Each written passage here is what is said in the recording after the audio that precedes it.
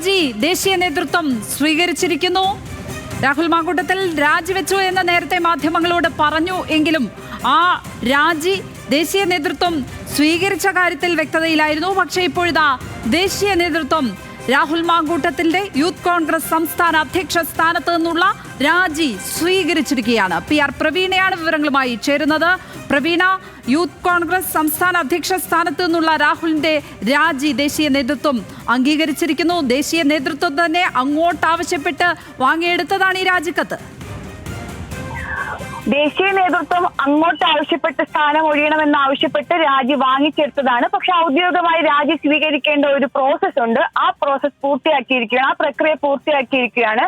Rahul mail വഴിയാണ് ദേശീയ അധ്യക്ഷന് ഈ രാജിക്കത്ത് അയച്ചത്. ആ രാജി കിട്ടിയ ഉടൻ തന്നെ അംഗീകരിച്ച് അല്പസമയത്തിനകം ഔദ്യോഗിക വാർത്താക്കുറിപ്പും ദേശീയ നേതൃത്വം ഇറക്കും. ഇനിയുള്ളത് പുതിയ അധ്യക്ഷനോ അല്ലെങ്കിൽ അതിനു മുൻപ് ആർക്കെങ്കിലും ചുമതല നൽകുവാനോ ആണ്.